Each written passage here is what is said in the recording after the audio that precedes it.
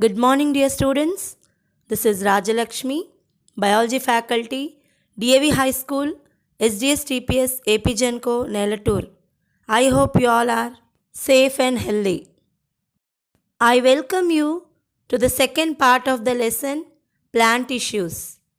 In the previous session, we have discussed about how to observe the tissues in the growing root tips of onion.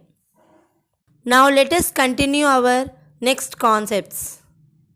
Children, as I have discussed earlier, group of cells with same structure and function is called a tissue. Multicellular organisms like plants and animals contain many such type of tissues to perform different functions. But do you think, children, all the tissues have same size, shape and structure? Do they perform the same functions and activities? No. Based on their functions and activities, the tissues are of many types. If you look into the types of tissues in plants, there are 4 types of basic tissues in the plants. They are meristematic tissues, dermal tissue, ground tissue and vascular tissue.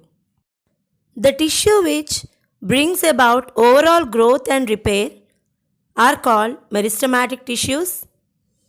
The tissue that form outer coverings of the cells and parts of the plant is dermal tissue. Tissue that forms the bulk of the plant body and helps in packing other tissues is ground tissue, and tissue that helps in transport of different materials like water, minerals and food are called vascular tissues. In this session, I am going to discuss about meristematic and dermal tissues. Now let us discuss about meristematic tissue. Children, whenever there is damage for a plant or you break a branch, then the tissue of that particular place is repaired by a particular type of tissue called meristematic tissue. Not only repair, meristematic tissue helps in the growth of the growing tips of the plant. So, the tissue that helps the plant to grow lengthwise and widthwise is meristematic tissue. This type of tissue is present on the tip of the stem, root, sides and in between the layers of other tissues also. There are 3 types of meristematic tissue: apical meristem, lateral meristem and intercalary meristem. Apical meristem present in the tips of shoot and root, lateral meristem present in the sides of the plant, and intercalary meristem present between the nodes of the stem. As you can see here, children, the function of apical meristem is to help the plant to grow in lengthwise, that is, increase the height of the tip, that is the height of the plant. Intercalary meristem increases the length between the nodes and thereby helping to increase the height of the plant. And lateral meristem increases the diameter of the plant. So, apical meristem causes the primary growth of a plant. Primary growth in the sense, after germination, when the plant is increasing in the height, as it is present in the tips of stem and root, it helps in the primary growth of a plant. And lateral meristem helps in the secondary growth. Secondary growth means increasing the width of the plant and also deposits the cambium inside the bulk of the plant. And some type of lateral meristem also is responsible to form the bark on the trees. On the other hand, the intercalary meristem is present in the areas from which branches, flowers takes place. So this type of meristem is located at the base of nodes and internodes and helps in the arising of leaves, branches, flowers, etc. It is also present in between the permanent tissues and increases the length of different organs in the plant.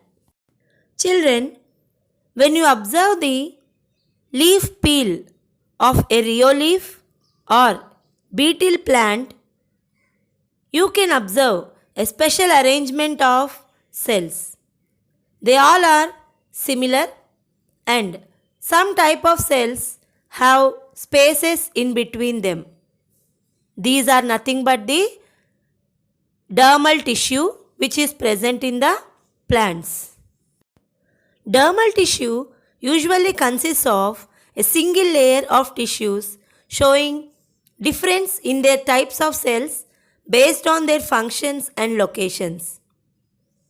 The outer layer of this dermal tissue is called epidermis and the middle layers is called mesodermis and the innermost layers is called endodermis.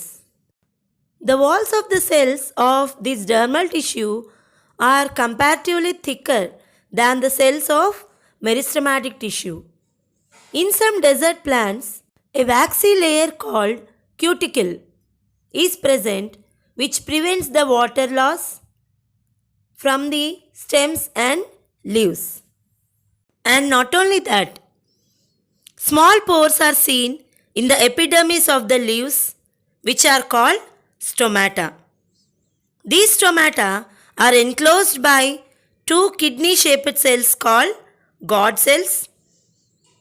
These cells of the roots have long hair-like parts called root hairs. These stomata help in the gaseous exchange, transpiration and absorption of water and minerals.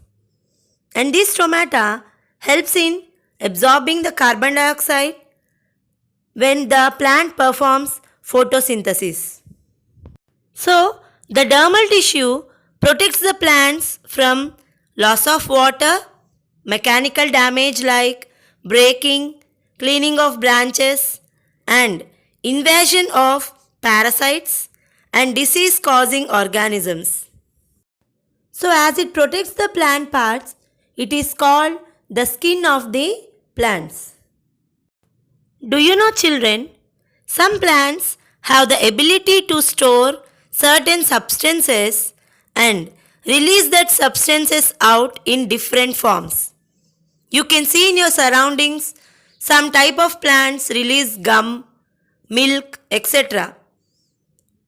These substances are stored in the dermal layers of the plant and they are released from the dermal cells like gum from the plants of acacia neem. Gum is secreted by the dermal tissue of the plant.